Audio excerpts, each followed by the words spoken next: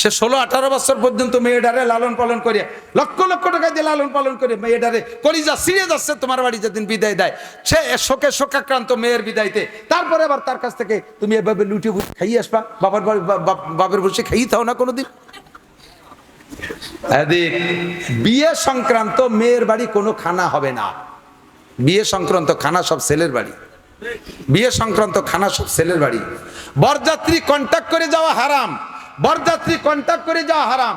যদি মেয়ের বাপ স্বেচ্ছায় বলে বিয়ে আমি কার কাছে মেয়েটা দিচ্ছি, আমার একটা আত্মতৃপ্তি আছে, আপনি চেয়ারম্যান সাহেবকে, মৌলানা সাহেবকে, হাফেজ সেকেন্দার সাহেবকে একটু নিয়ে আসবেন, স্থানীয় 2-5 জন মুরব্বী নিয়ে এসেন, কমপক্ষে 10টা লোক নিয়ে এসেন, অথবা 20 জন মানুষ নিয়ে এসেন, আমি তাদের হাতে আমার মেয়েটাকে একটু গছিয়ে দেবো, আমার একটা আত্মতৃপ্তি থাকবে। এইভাবে যদি তিনি বলে আর সাথে বলেও দেয় যে আমার বাড়ি কিন্তু একক তো খাইতে হবে, ওনাদের মেহমানদারি হবে, তাহলে 20 জন নিয়ে যাবেন, তাহলে খাইবেন। নইলে যদি খাওয়ার দাওয়াত না দিয়ে মুখস্থ খালি কয় 20 জন নিয়ে আসবেন, তাহলে 20 জন নিয়ে যাবেন ঠিক, কিন্তু এই 20 জন বাড়ি খাবে না। আপনারা কয় বাবুটা খেজুর কিনে নিয়ে যাবেন, মসজিদের মধ্যে বিয়ে হবে, খেজুর ছিটাই দেবেন, উন্ডা কুড়োই বুড়োই খাইয়ে পথে এক কলের তেটু পানি খেয়ে বাড়ি চলে আসবে, ও বাড়ির কলের পানিও খাতে পারবেন না। শরিয়াত কোথায় চলে গেছে, কোথায় চলে গেছে? তুকো যাবা সুন্নতে আহমদ কো যা, তুকো যাবা সুন্নতে আহমদ কো যা, बा मोहम्मद का बुबाद निस्बत तुरा। ए मुसलमान कल्ब में सूज नहीं, रूह में एहसास नहीं, कुछ भी पैगाम मोहम्मद का तुझे पास नहीं। বিয়ে উপলক্ষে খরচ হবে ছেলের বাড়ি, বিয়ে করে আইনা নিয়ামতের শুকর আদায় করবা। আল্লাহ, আমার কত বন্ধু ওয়াকালে মারা গেছে, তারা বোর মুখ চোখে দেখে নাই, স্ত্রী এত মজাদার, এইটা তারা পায় নাই, আমাকে তুমি নিয়ামত নসিব করেছো। বউটাকে আইনা ঘরে বসে, এই এদিক তাকান, বউটারে আইনে ঘরে রাইখা সর্বপ্রথম বাসর রাত্রে সুন্নত শুনিয়ে নাও যুবকরা, যারা বিয়ে করো নাই তারা, আর যারা বিয়ে করছেন তারা তো মিস করছেন, তারা আজকে রাত্রে যে দরকারে আমল করেন, দেখি আল্লাহ মাইনে নিতে পারে। আজকে বিয়ে করে আইনা স্ত্রীকে ঘরে রাইখা সর্বপ্রথম অজু কইরা 2 রাকাত নামাজ পড়ে পরাণ ভরে স্ত্রীর জন্য, তোমার দাম্পত্যের জন্য দোয়া করবা, সুখের জীবনযাপনের জন্য দোয়া করবা। এরপরে স্ত্রীর কাছে যে সর্বপ্রথম তার কপালের এক গোছা চুল ডান হাত দিয়ে ধরে সূরা আলাম নাশরাহ লাক এবং আয়াতুল কুরসি পড়ে স্ত্রীর কপালে ফু দিবা। পারলে রব্বানা হাবলানা মিন আজওয়াজিনা ওয়া যুররিয়াতিনা কুররাতা আয়ুনি ওয়াজআলনা লিল মুত্তাকিনা ইমামা, দোয়াটা পড়ে স্ত্রীর কপালে ফু দিবা। ইনশাআল্লাহ ওই দিন থেকে নিয়ে মৃত্যু পর্যন্ত স্বামী স্ত্রী গ্যাঞ্জাম হবে না, দ্বিমত হবে না, মোহাব্বতের মধ্যে কম হবে না, ভালোবাসা একটুও কমবে না। এই সুন্নতটার পর আমল করবা, এরপরে স্ত্রীর সাথে দাম্পত্য জীবনের জীবনযাপন তুমি করতে থাকবা, কোনো সমস্যা নাই। আর আল্লাহ, স্ত্রীর সাথে কখনো তুই তুই করে কথা বলা যাবে না। স্ত্রীকে তুমি শব্দে বলবেন। আমাদের বাংলাদেশে যেহেতু ভাষার প্রশস্ততা আছে, অন্য অন্য দেশে ছোট বড় সবই তুই। আমার বাংলাদেশে তুই, তুমি, আপনি 3টা ক্লাস আসে। স্বামীতে স্ত্রীকে তুমি বলবেন, তবে স্ত্রীরা স্বামীকে আপনি বলার অভ্যাস করতে হবে। কারণ যদি কখনো তর্কাতর্কি একটু গ্যাঞ্জাম লাগে, তখন আপনি থেকে তুই পর্যন্ত আসতে 2টা ক্লাস পার হওয়া লাগে। রাগ হইয়ে প্রথম আপনি থেকে তুমিতে আসলে বাড়ি একটা হিট করে না, যখন তুইতে চলে যায় সেই সময় স্বামীর সেন্টিমেন্ট ঠিক থাকে না, এরপরে ওজিফা শুরু করে দেয়, ঠিক না? তাহলে আপনি যদি বলার অভ্যাস থাকে, তাহলে তুইতে জাতি 2টা ক্লাস পার হওয়া লাগে, তুমির পারে তুই। আর যদি তুমি বলার অভ্যাস থাকে, তাহলে 1 ক্লাসের পরেই তুই, আর এরপরে যা খুশি তাই মারামারি লেগে যায়। এগুলো সব আদর্শ মুসলিম পরিবার শিখিয়ে দেয়। দাম্পত্য করবেন। যুবক এদিক তাকাও, স্বামী স্ত্রী বৈবাহিক জীবনযাপনের পরে, আভ্যন্তরীণ প্রয়োজন মেটানোর পরে ফরজ গোসলটা রাতারাত করে সারতে হবে ফজরের আগে। ফরজ গোসল যদি তুমি বাকি রাখো দিন পর্যন্ত, তাহলে ওই সন্তান দিনদার হয় না, ওই সন্তান ভালো হয় না। বুজুর্গানে দিনের তাজরিবা, যেই মিলনে স্ত্রীর গর্ভে সন্তান গেছে, স্ত্রী যদি ওই গর্ভ মানে যেই মিলনে গেছে, এরপরে যদি দিনের বেলা স্ত্রী বেপর্দা ফাহেক ভাবে ঘোরাফেরা করে, তাহলে যদি কোনো চোর ডাকাত লুচ্চ বদমাশ মদখোর গাঁজাখোর এবাকর সন্ত্রাস বদমাশ এরা যদি স্ত্রীর দিকে নজর করে, তারা তো সুনজর করে না, কুনজর করে, তাহলে যে ধরনের মানুষের নজর করে পেটের বাচ্চাটার স্বভাব সেই ধরনের হওয়ার সম্ভাবনা থাকে। কাজেই বেপর্দা করে বউডারে রাস্তাঘাটে মার্কেটে পাঠাইও না। কোন রাত্রের মিলনে তোমার স্ত্রীর গর্ভে সন্তান গেছে তা জানে না, হতে পারে আজকে গেছে আর সেই দিন তুমি গোপালগঞ্জ মার্কেট করতে পাঠাই দিছো। দেশের যত মৈদু গৈজু যত ওয়াইসু পাইছো আড়াই নিয়ে বাড়াই নিয়ে আসুসা আপাও দো বেড়ার হুটো, তারা তোমার স্ত্রীর দিক চেয়ে রয়েছে। বাস পরে তুমি এত ভালো মানুষ, একটা সন্তান হয়েছে তা ওইরকম উশৃঙ্খল বিয়াদব, কথা শোনে না, তারা ভর্তি করলে গাছে লাগতে উঠে চলে যায়, বাঁচতে বাড়ি পাড়ি নামানো লাগে স্কুল বাটা। এই উল্টো পাল্টা হওয়ার কারণ হলো এইগুলো। কয় যে তালি কি স্ত্রীকে এর পরের দিন পিসা হুজুরির সামনে পাঠাই দেবো? পিসা হুজুরির সামনে পাঠালে তো হুজুর দেখবে না, তা তুমি পাঠায় লাভ কি? কাজেই মূল কথা হলো আমার মা বোনরা পর্দা করো। বেপর্দা মহিলার পেট থেকে যত বদমায়েশ সন্তান হয় 99% কচিত দুটি একটা ভালো হতে পারে। আর পর্দানসীন মায়ের পেট থেকে ভালো সন্তানের আশা করি আমরা। লুচ্চ চাই না, আমরা সন্ত্রাস চাই না। আমাদের দেশে আর নায়কের দরকার নাই, আর গায়কের দরকার নাই, আর ক্রিকেটারের দরকার নাই, আর ফুটবলারের দরকার নাই, আর মস্তানের দরকার নাই, আর কোনো মস্তানের দরকার নাই, চোর ডাকাতির দরকার নাই। কিছু আদর্শ নেক সন্তানের দরকার আছে না নাই? আদর্শ নেক সন্তান প্রোটেকশন দেন।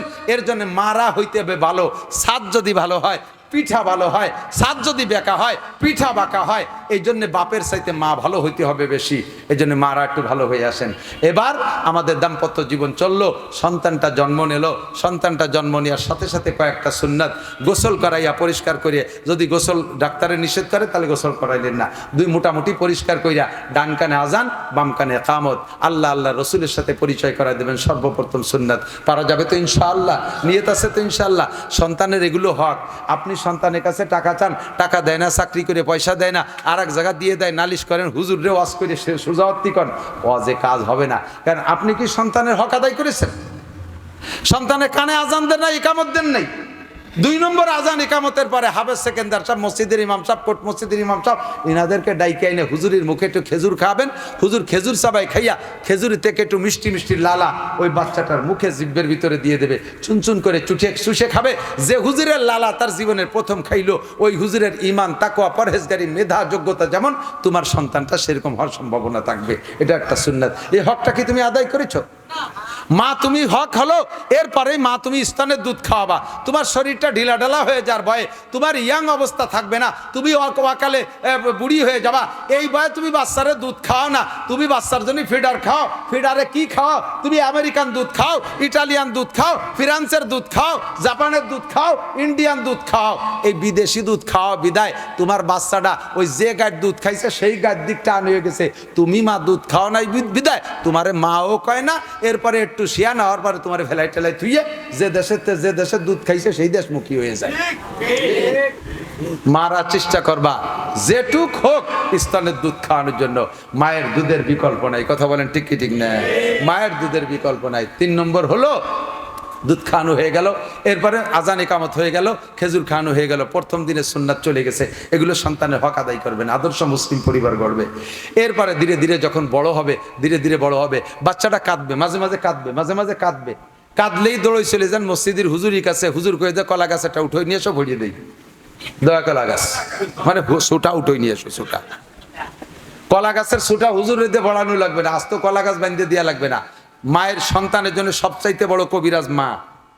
সন্তানের জন্য সবচেয়ে বড় পীর কে? কথা কয় না কে? সন্তানের জন্য সবচেয়ে বড় ডাক্তার কে? কবিরাজ কে? মা যে দরদ নিয়ে সন্তানরে ফু দেবে, আমার মতো লক্ষ মৌলবী সে দরদে ফু দেবে না। আমি এখন বেরোনোর পরে বোতল নিয়ে আসবে, আমার কাছে ক্লান্ত হয়ে 2 ঘন্টা অস করতে এখন বোতলে ফু দিয়ার আর আমার মিজাজ আছে নাকি? কিছু ভড়াভড়ি নাই, ফু একটা মারিয়ে দিছি, লাগে লাগলো না লাগে না লাগলো। আর মার বাচ্চা কাঁদতেছে, মা বাচ্চাকে কোলে করে নিয়ে এরকম ঘুরবেন আর দোয়া পড়বেন, ওয়াজআলনা নাওমাকুম সুবাতা, সূরা নাবার আয়াত, ওয়াজআলনা নাওমাকুম সুবাতা, ওয়াজআলনা নাওমাকুম সুবাতা।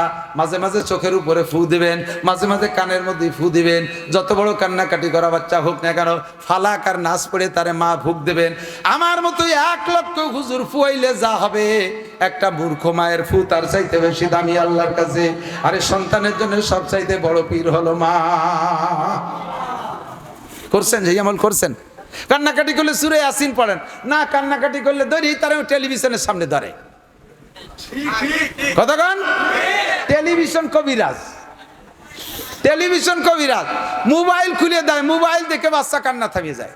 তাহলে জন্মের সাথে তারা টেলিভিশন আর মোবাইলের প্র্যাকটিস করাইছো, এই জন্যই দেন না ফুটিয়ে পড়ার সাথে সাথে 2-3 বছর পরেতে মোবাইলের এত ভক্ত, মোবাইলের জ্বালায় মাদ্রাসায় পড়তে পারে না, মোবাইলের জ্বালায় স্কুলে যাইতে পারে না, মোবাইলের জ্বালায় ঘুম নাই, শুকাইয়ে কাটা হয়ে গেছে রাত 1টা 2টা 3টে পর্যন্ত মোবাইল দেখতে দেখতে। কথা কন না কেন? তারে প্র্যাকটিস করাইছেন জন্মের পরের থেকেই, তার কান্না থামাইছেন মোবাইল দিয়ে। কাজেই ওই ছেলেরা ভালো বানানো সম্ভব না, ওই মেয়েরে ভালো বানানো সম্ভব না। তারে কান্না থামাবেন সূরা ইয়াসিন দিয়ে। কি দিয়ে? তারে কান্না থামাবেন সূরা ফালাক নাস দিয়ে। তারে কান্না থামাবেন দোয়া কালাম পড়িয়া সূরা নাবার আয়াত ওয়াজা আল্লাহ পাক বলেন আমি তোমাদের ঘুম দিয়েছি প্রশান্তি, এই দিয়ে তারে থামানোর চেষ্টা করবেন। আল্লাহ পাক তৌফিক দান করে, সবাই বলেন আমিন। এরপরে বাচ্চা যখন একটু বড় হয়ে উঠছে, এই 7 দিনের দিন তার একটা আমল আছে। 7 দিনের দিন কয়টা? 7 দিনের দিন মাথার চুল চাইছে ফেলবেন। এই যুবক, তুমি মনে রাখো তোমার মা বাপ ফেল করছে, এই জন্যই তো তোমার মা বাপ এখনো ফেল করতেছে। মাথার চুল বাচ্চার চাইছে, চুলের শুকনো চুলের ওজনে স্বর্ণ অথবা রূপা, যার যেমন তৌফিক আছে ওজন করে ওই পরিমাণ টাকা গরিবদের ভিতরে দান করে দেবেন। মাথা খারাপ হবে না, পাগল হবে না, রক চড়া হবে না, উগ্র মিজাজি হবে না, বেয়াদব হবে না, মাথার ব্রেন কম হবে না, মাথার সৎকা আদায় করে দিয়েছেন, বাস সব দিক দিয়ে পরিপূর্ণ হয়ে যাবে। এরপরে 7ম দিন তার নামটা রাখবেন। নাম আগে সিলেক্ট করেন, কিন্তু ঘোষণা দেবেন 7ম দিন, আগের থেকে দেবেন না, আগের থেকে দেবেন না। 7ম দিন তার নামটা ঘোষণা দেবেন, ভালো একটা নাম রাখবেন। নামের ওসিলায় কিয়ামতে তার অনেক লাভ আছে। 7ম দিন তার নামে আকিকা করবেন। ছেলে হলে 2 ছাগল, মেয়ে হলে 1 ছাগল। আস্ত গরু দিলেও দোষ নাই, আস্ত গরু দিলেও দোষ নাই। খাওয়াই দেবেন মানুষকে, চাইরে না পয়সাও কালেকশন করতে পারবেন না। আকিকা খাওয়াইয়া আলখাতা খোলে খড়েরটা বানাইয়া মোহরিয়ারটা বসাই দাও, টাকা দাও। টাকায় দিয়ে খাবো, তা তোর বাড়ি যাবো কে? খান সিনাক্স আছে না, গোপালগঞ্জ হোটেল আছে না, ওই জায়গা আমি টাকায় দিয়ে খাবো, তোর বাড়ি খাতে যাবো কে? সাইডে খাওয়াইয়া ব্যারিকেড দিয়ে টাকা দিয়ে যাও। এই যত শয়তানি শুরু হয়ে দেয়। আবার ওই বিয়ে করে বউ বাড়িয়ে নিয়ে আর একটা খাওয়া, তার নাম রাখছে বউ ভাত। আরবিতে কয় ওলিমা, এটা খাওয়ানো সুন্নাত। এই বউ ভাতে কালেকশন করা টাকা, বউ ভাত খাওয়াইয়া কালেকশন করা টাকা হারাম। শুয়োর বেচাটা আর মতো হারাম। বউ ভাত করিয়া কালেকশন করা টাকা শুয়োর বেচা টাকার মতো হারাম। আকিকা খাওয়াইয়া কালেকশন করা টাকা শুয়োরের গোস্তের মতো হারাম। এগুলো থেকে বাদ দেন। মানুষকে আল্লাহর রাস্তায় কিছু খাওয়ানো শেখেন, কিছু ফিরি খাওয়ানো শেখেন। আর কতকাল এই ব্যবসা হইরে খাবেন?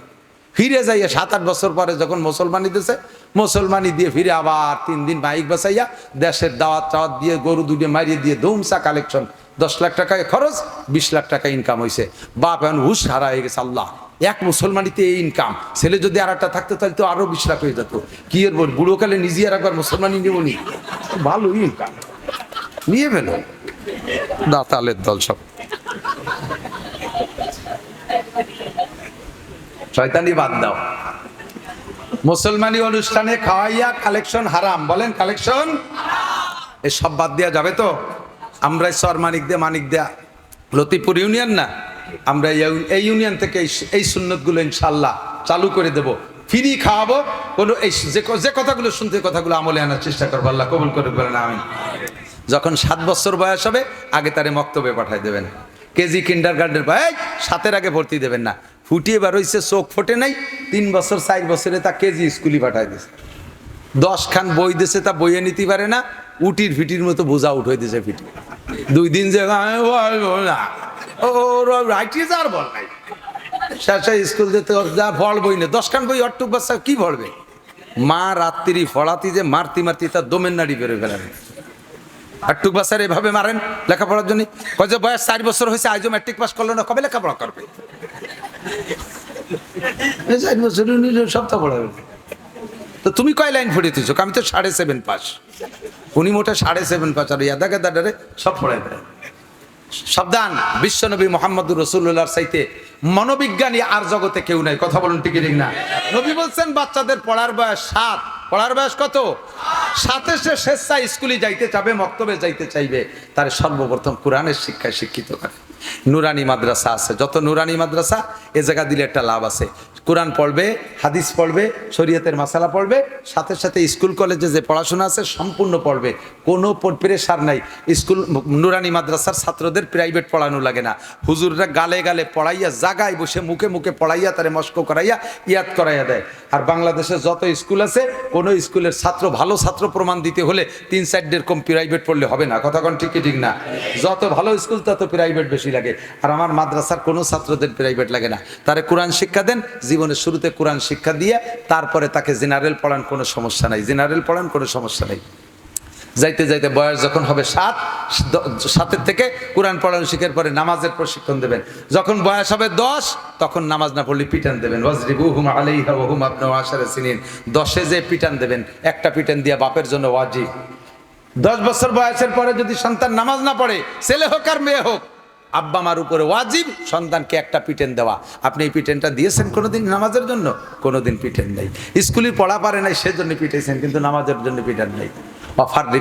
10 বছরের পরে যাইয়া ছেলের বিছানা মেয়ের বিছানা বাপের থেকে মায়ের থেকে মেয়ের থেকে আলাদা করে দিতে হবে। 2 ভাই বোনকে এক বিছানায় শুইতে দেবেন না 10-এর উপরে বয়স হয়ে গেলে। 2টা বোনকে 10-এর উপরে বয়স হয়ে গেলে এক বিছানায় শুইতে দেবেন না। 2টা ভাইকে 10-এর উপরে বয়স হয়ে গেলে এক বিছানায় শুইতে দেবেন না।